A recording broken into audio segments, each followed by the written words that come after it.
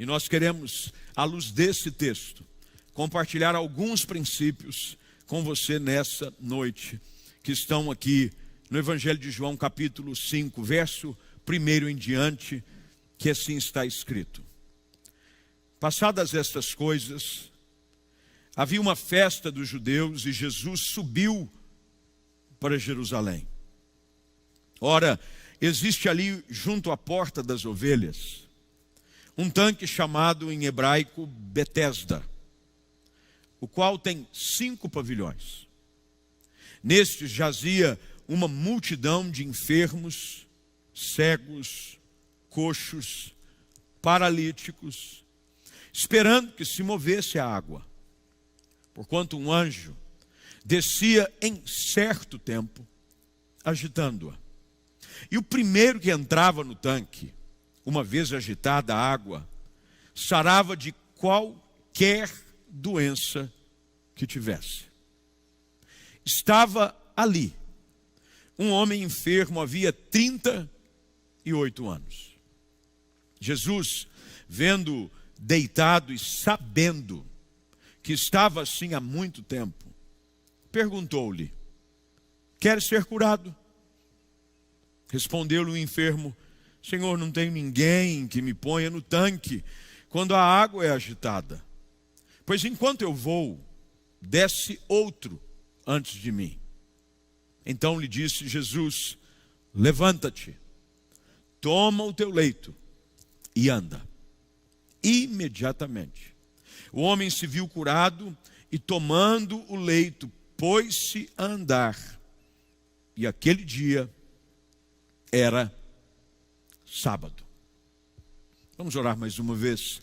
Pai, diante da tua palavra, nós mais uma vez nos apresentamos, pedindo que ela venha falar ao nosso coração, de maneira tal que a nossa vida seja inspirada pela revelação da verdade, que é a tua palavra, e que ela produza fé no nosso coração e esperança, para que mesmo diante dos dias difíceis e de ocasiões tão adversas, possamos olhar para frente crendo de que há um Deus que nos ama, que cuida de nós e que tem planos a respeito da nossa vida. Senhor, que essa palavra produza libertação, que essa palavra quebre cadeias, que essa palavra injete ânimo, fé e esperança no coração de todos aqueles que hoje param juntamente comigo para ouvir não a minha voz, mas a tua doce e poderosa voz, ó Espírito Santo. Nós assim oramos no nome de Jesus Cristo. Amém e amém. O que faz uma pessoa ficar 38 anos esperando no mesmo lugar que algo de especial acontecesse? Os detalhes do texto são bastante intrigantes, porque falam de um lugar específico, o tanque de Betesda. Eu tive a oportunidade de ir nesse mesmo lugar, aonde acreditava-se de que de tempo em tempo, não sabia qual o período em que isso acontecia, um anjo vinha do céu e movia água. A água desse tanque era mexida por uma ação sobrenatural, e quem quer que entrasse na água primeiro, independente do problema que tivesse, seria sarado das suas mazelas. Isso fez com que multidões de enfermos, de pessoas doentes, se envolvessem ao redor deste lugar. Chegavam de todos os cantos. A Bíblia diz que uma multidão de enfermos, com as suas mais diferentes situações, cegos, coxos, paralíticos, chegavam na expectativa de que algo viesse a acontecer. Nós não temos nenhuma explicação assim que seja plausível para dizer se acontecia alguma coisa ou não, mas o que me leva a crer é de que se alguém fica 38 anos esperando que algo acontecesse, e ele mesmo no seu testemunho diz de que quando a água mexia, outro ia antes dele, é porque de alguma forma, e nós não sabemos dizer como, algo de milagroso acontecia. Esse milagre, ele nada mais é do que uma ilustração da graça de Deus. A graça de um Deus que está acessível a todos aqueles que têm as mais diferentes necessidades de milagres e problemas na sua vida. Não há nada que Deus não possa resolver. Não há situação difícil demais para Ele. Não há crise que você esteja passando ou eu possa vir enfrentar. Não há enfermidade, o qual até mesmo a nossa medicina tão avançada tem o seu limite, de que Ele não possa curar. E esse é o mistério da graça de Deus, do poder do Senhor. O Deus que tem o poder de nos surpreender de maneira inusitada. Um Deus que está atento ao nosso sofrimento, um Deus que enxerga a minha dor, mas um Deus também que interfere na história de dificuldade que enfrentamos. 38 anos. 38 anos é o tempo de sofrimento deste homem. Bem, eu não sei você, mas sofrer alguns poucos dias com uma dorzinha de garganta já é-me bastante desconfortável. Imagine você sofrer de uma enfermidade muito mais terrível por um longo tempo. Não só questões do corpo, mas outros problemas da alma. Tem muita gente que do lado de fora está tudo tão perfeito, mas do lado de dentro está tudo muito enfermo. Há enfermidades que produzem muito mais dor na alma do que possivelmente uma enfermidade física. Tem coisas que doem mais na gente do que uma garganta inflamada. Coisas que doem do lado de dentro.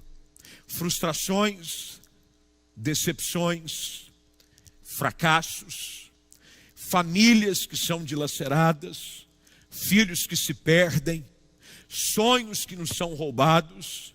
E de alguma forma, ficamos na expectativa de que Deus venha nos socorrer.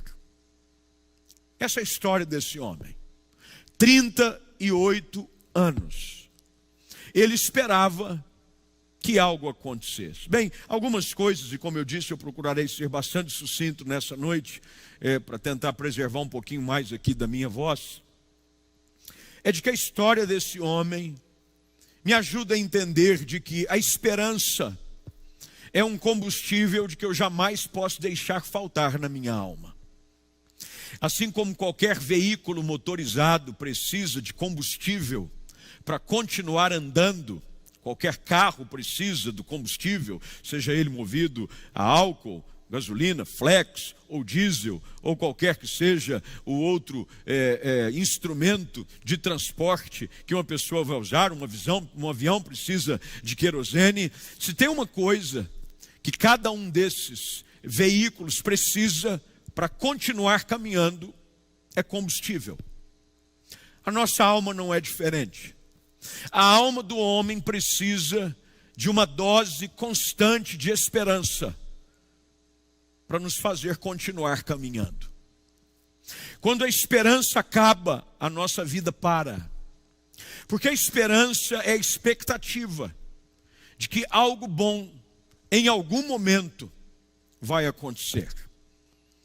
A esperança é aquele combustível que faz com que nós rodemos, nem que se for por mais de alguns dias, até que uma nova dose de esperança seja derramada no nosso coração.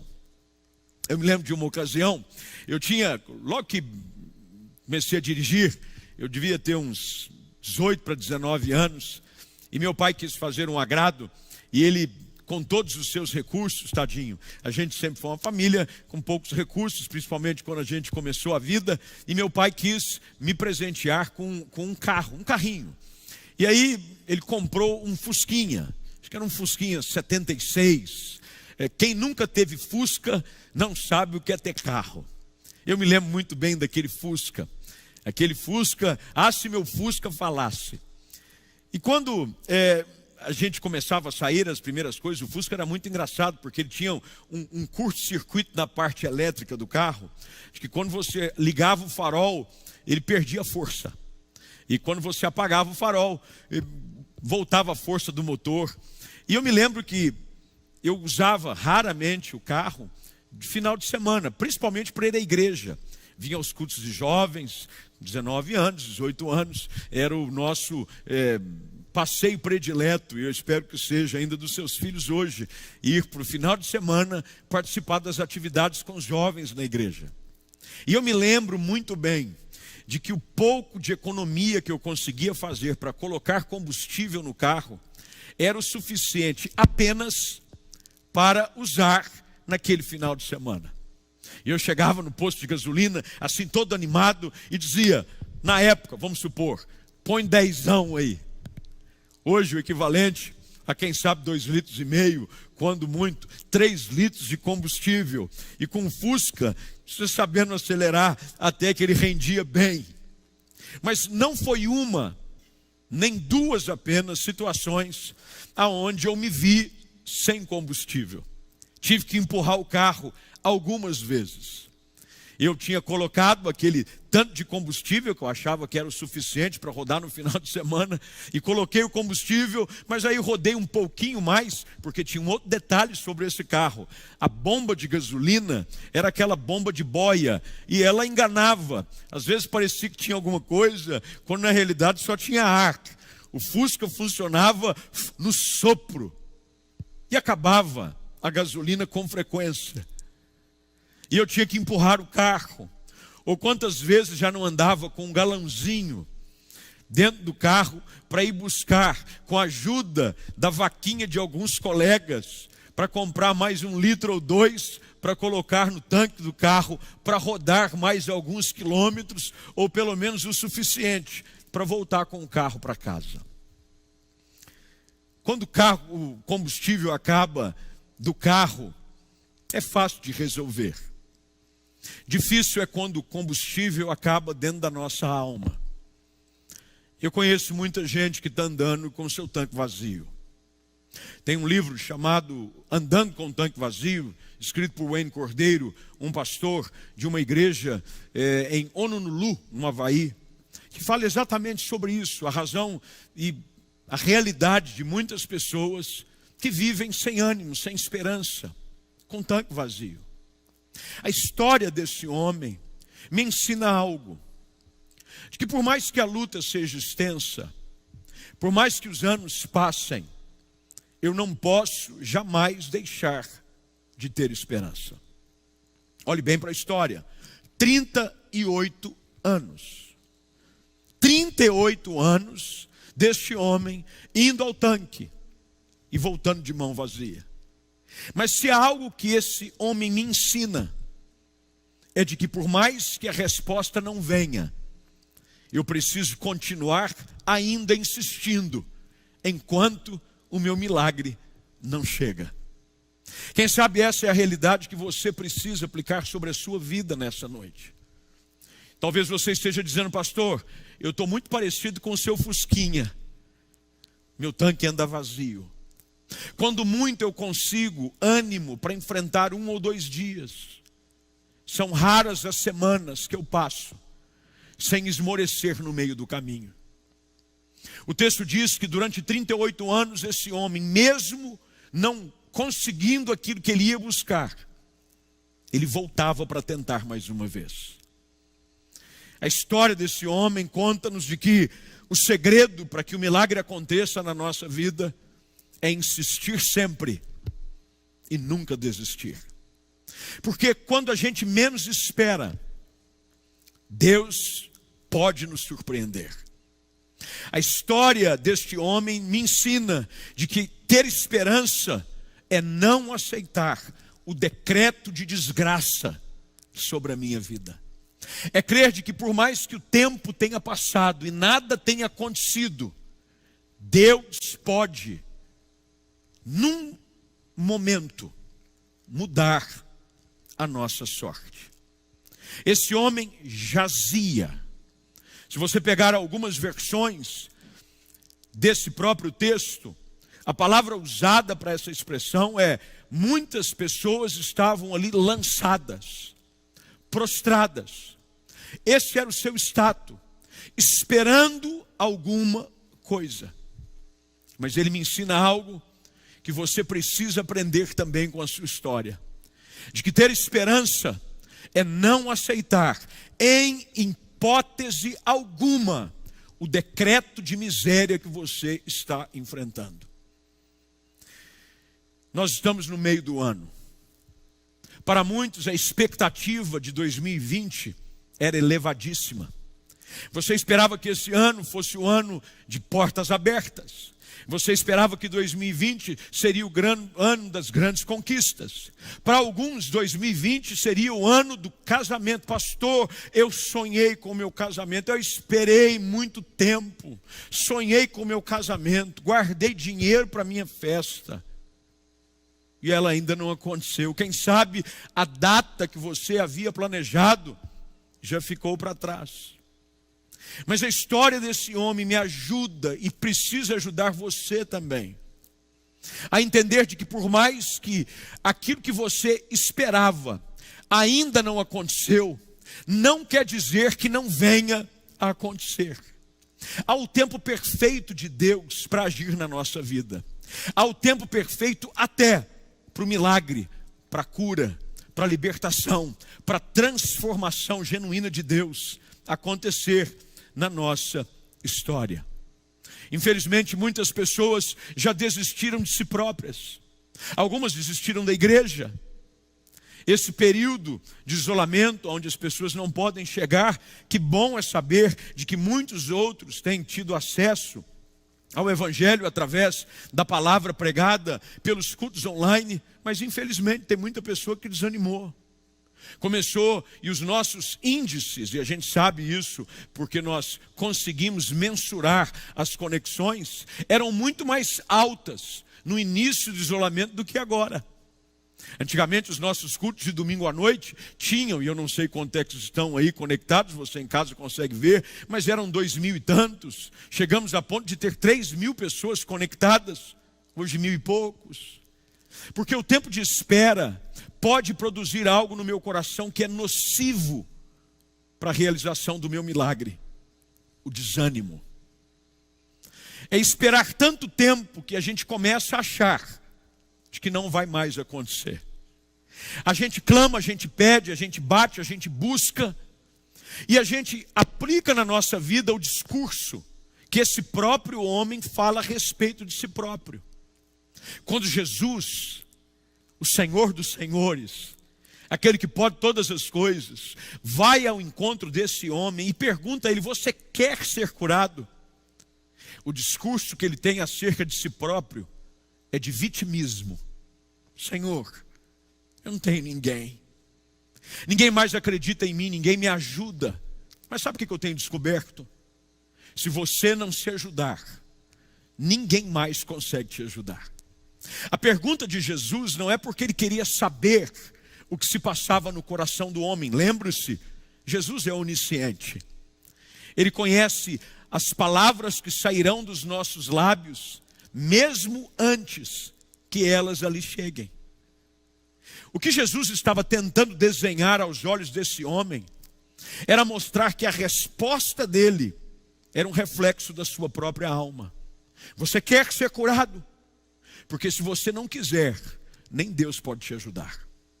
Se você não continuar crendo que Deus pode mudar a sua sorte, transformar o seu casamento, preparar para você ainda nesse segundo semestre de uma forma inexplicável: mas pastor, como é que a coisa vai melhorar? Não há nenhuma expectativa. Estão dizendo que vacina só vai sair final do ano, ano que vem. Pastor, olha, a economia está à bancarrota. A recessão no país, pelos especialistas, já está cerca de 10%. Como é que eu posso esperar algo de bom? Esse é o mistério da fé. É o mistério de continuar crendo, quando todo mundo desistiu. É continuar insistindo quando os outros já jogaram a toalha. Esse homem assume um discurso perigoso de se dizer que ninguém pode ajudá-lo. Ter esperança dentro da história desse homem é nos ajudar a entender de que a qualquer momento o extraordinário vencerá o ordinário na minha vida. Você sabe o que é algo ordinário? É comum. Tem gente que já acostumou com o comum, com o simples. A vida não rompe, a vida não vai para frente. Pastor, eu já me acostumei a sofrer. Você sabia que há alguns tipos de dores crônicas que as pessoas já se acostumaram com ela? É um tipo de patologia que ele desenvolveu no seu corpo, seja uma dor lombar, seja uma dor no joelho, seja uma dor em algum lugar, ou uma dor de cabeça constante. Pastor, eu já me acostumei com a dor. Eu já me acostumei com o sofrimento. O problema não é com esse tipo de sofrimento. O problema é quando a gente se acostuma a viver uma vida aquém daquela que Deus tem para nós. Jesus tem vida plena para você. E quando Jesus questiona aquele homem se ele queria ser curado ou não, ele está querendo dizer para ele: há uma possibilidade da sua vida hoje deixar de ser vivida naquilo que lhe é comum, para que aquilo que é fora do comum alcançar a tua casa. O mesmo Jesus que encontra este homem aqui nesse tanque de Betesda, nos encontra hoje. Sabe o que é fascinante? É de que alguém está à beira do tanque e na sua direção vem aquele que é a fonte da vida. Às margens de um tanque, a fonte de Deus vem jorrar sobre o nosso coração. Quem sabe você está prostrado no tanque da misericórdia. Esse é o nome que a palavra Betesda significa: casa de misericórdia, casa de graça. Você está ali, pastor, só pela misericórdia. Como é que vai o seu casamento? Só pela misericórdia. Como é que vai a sua vida profissional? Só pela misericórdia. Como é que vai a sua vida como um todo, pastor? Só pela misericórdia. Mas é exatamente isso que Deus quer nos ensinar. É de que quando nós aprendemos de que não há nada mais que possamos fazer, Deus vem e faz por nós aquilo que somos incapazes de fazer por nós mesmos.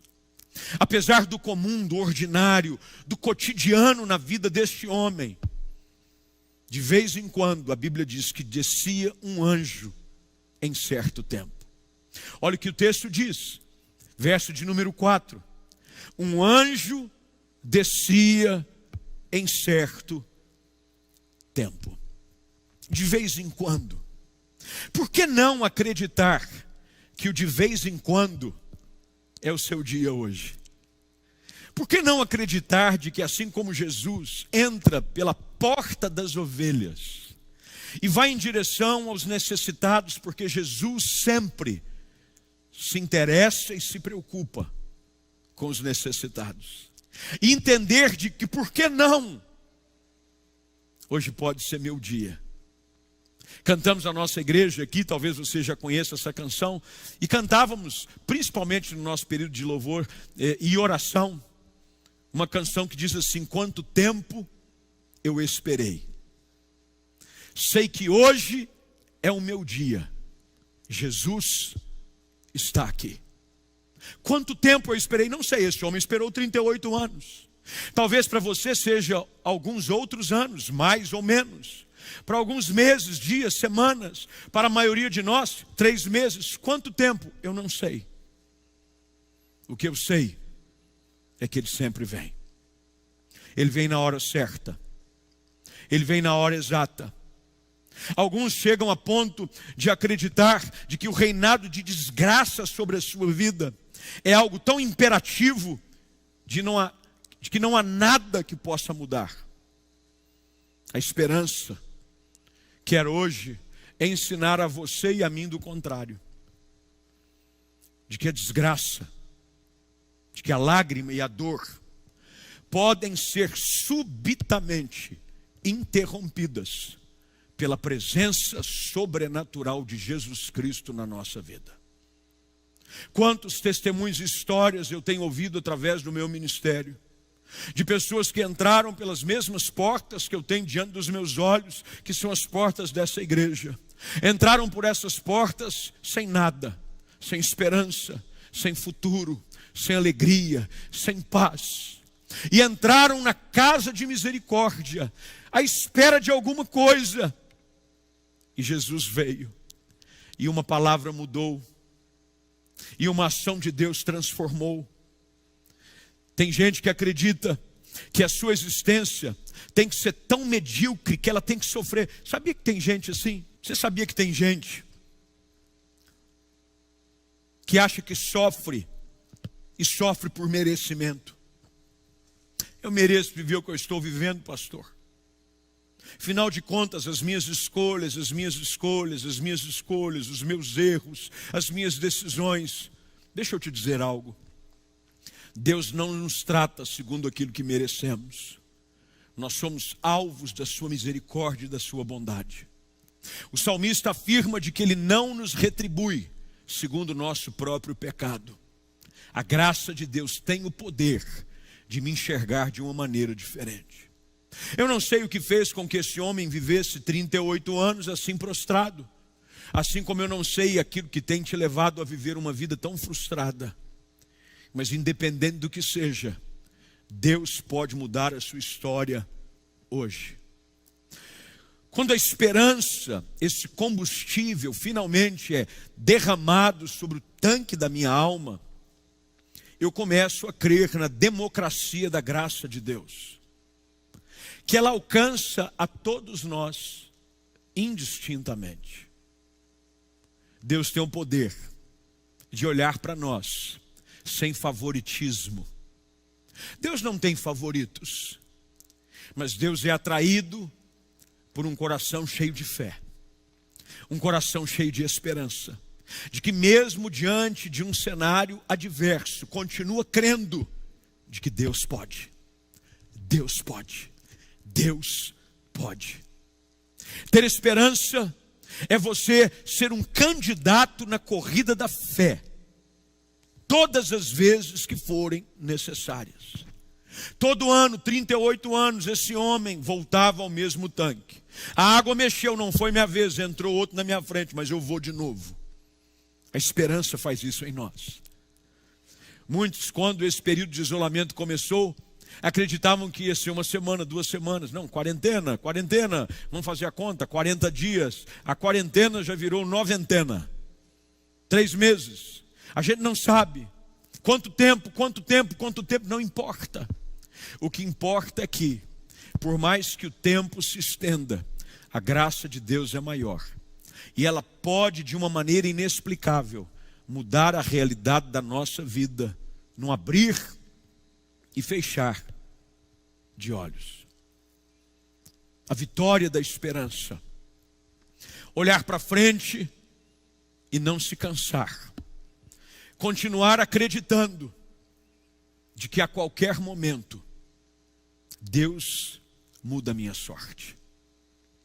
O meu salmo predileto, aliás, eu estou trabalhando num livro que deve ser lançado julho, agosto, espero eu. O título, pelo menos provisório, é Você Pode Voltar a Sorrir. E eu faço um ensaio em cima do meu salmo predileto.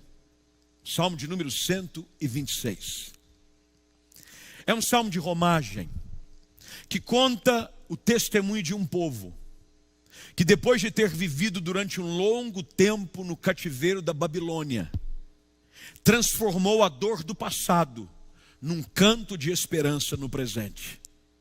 Quando eles caminhavam e cantavam, dizendo: quando o Senhor restaurou a nossa sorte, nós ficamos como quem sonha. Então a nossa boca, os nossos lábios se encheram de riso, e entre as nações se dizia: grandes coisas o Senhor tem feito por eles.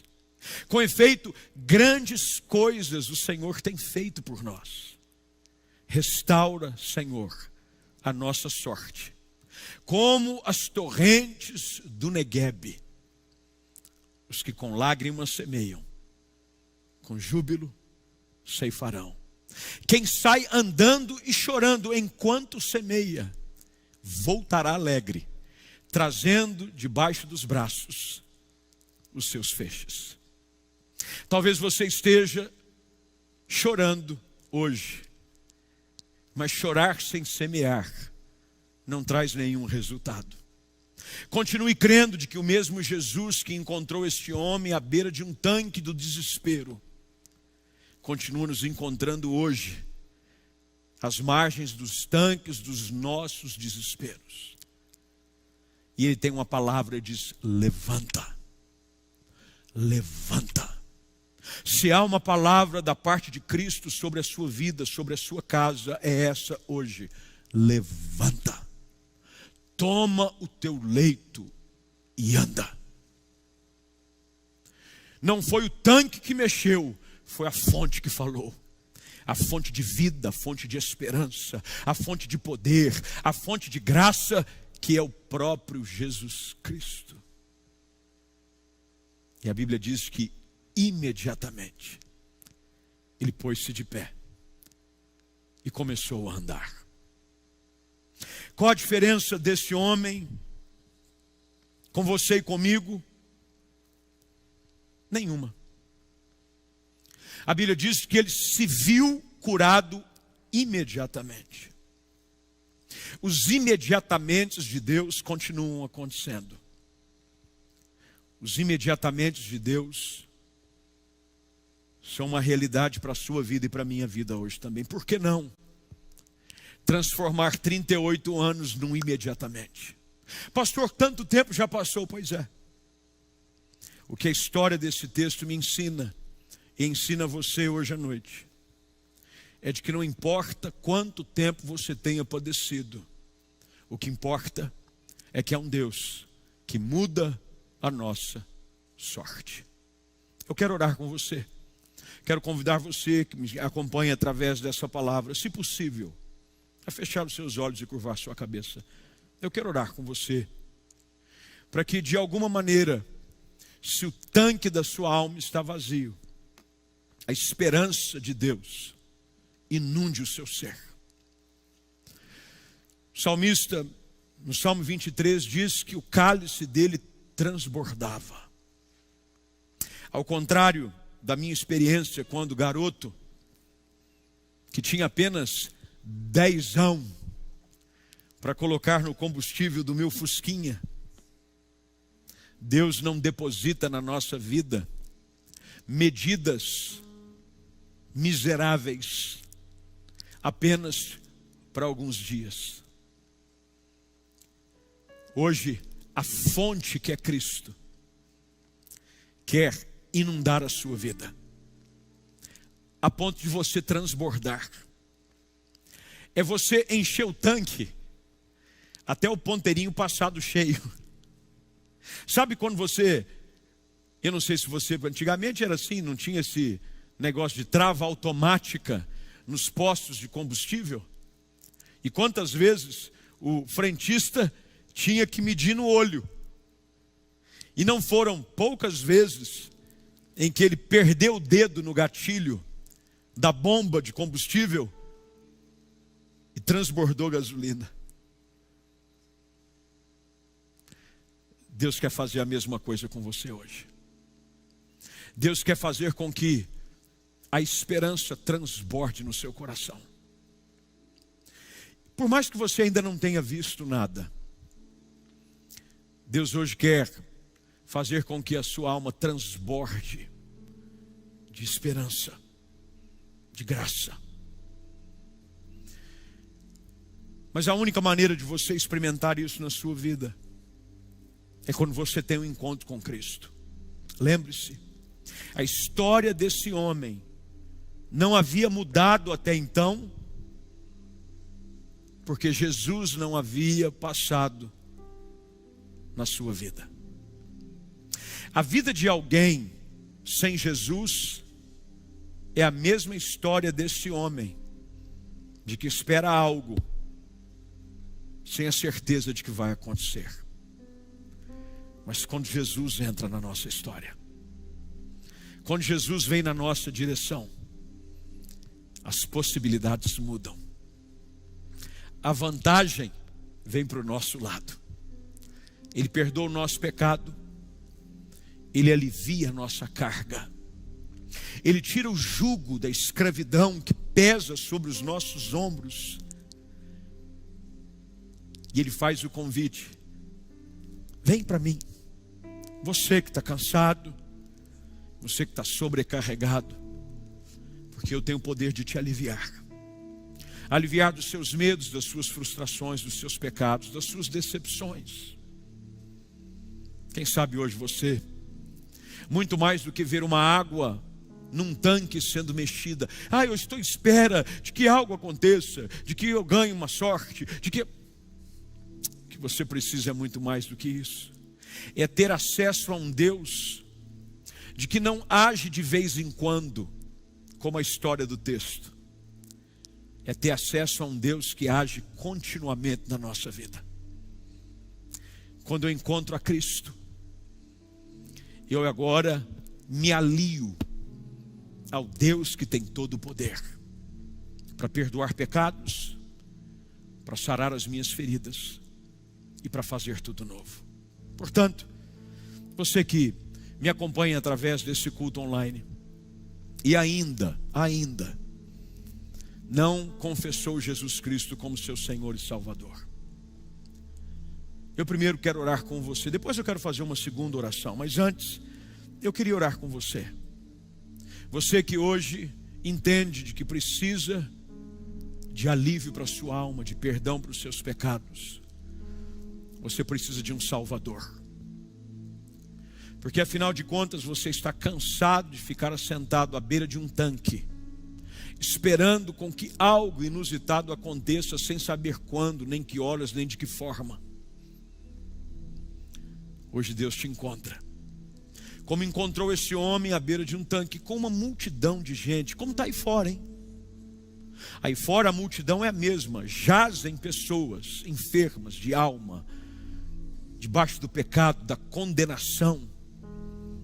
E Jesus te encontra, porque Ele quer mudar a sua história. Portanto, se você quer orar comigo, pedindo perdão e confessando Jesus como seu Senhor e Salvador, eu queria que você repetisse essa oração comigo. É possível?